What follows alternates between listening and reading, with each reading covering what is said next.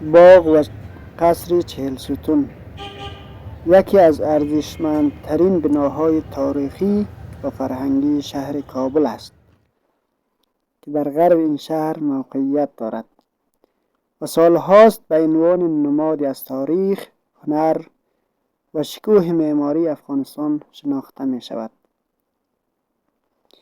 این مجموعه تاریخی در دوره‌های مختلف مورد توجه پادشاهان افغانستان قرار داشته و به ویژه در دوران پادشاهی از آن برای برگزاری مراسم رسمی، نشست‌های دولتی و پذیرایی از مهمانان مهم داخلی و خارجی استفاده می‌شد. قصر 40 ستون با معماری خاص خود نمونه برجسته از تلفیق هنر، طبیعت و قدرت سیاسی در گذشته است. ساختار این قصر نشان می‌دهد که معماران آن زمان به زیبایی، نظم و هماهنگی با محیط طبیعی اهمیت ویژه‌ای می‌دادند. باغ وسیع اطراف قصر با درختان سرسبز، چمنزارهای گسترده و مسیرهای منظم پیاده‌روی فضای آرام و دلنشین را برای بازدید کنندگان فراهم می‌سازد. این باغ نه تنها مکانی برای استراحت و تفریح، بلکه محلی برای تأمل و آرامش روح نیز به شمار می‌رود. در سالهای گذشته باغ و قصر 40 ستون به دلیل جنگ‌ها و بی‌توجهی‌ها آسیب دید، اما خوشبختانه در سالهای اخیر به گونه اساسی بازسازی شده است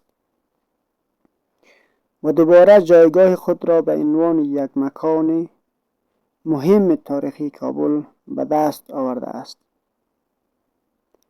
امروز باغ 40 ستون به عنوان یک پارک عمومی و مرکز فرهنگی پذیرای شهروندان، خانواده‌ها، جوانان و گردشگران است. مردم برای تفریح، عکاسی، قدم زدن و شرکت در برنامه‌های فرهنگی به این مکان می‌آیند و از فضای آرام و زیبای آن لذت می‌برند. 40 ستون تنها یک باغ یا یک قصر نیست، بلکه بخشی از حافظه تاریخی شهر کابل است. هر گوشه این مکان داستانی از گذشته، از شکوه، امید و تغییرات تاریخی افغانستان را در خود نهفته دارد.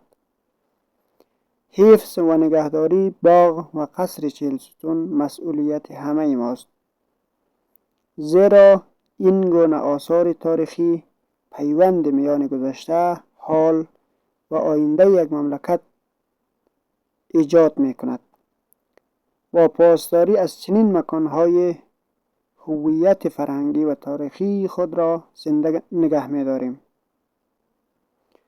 باغ و قصر 40 ستون نماد از زیبایی، تاریخ و فرهنگ کابل است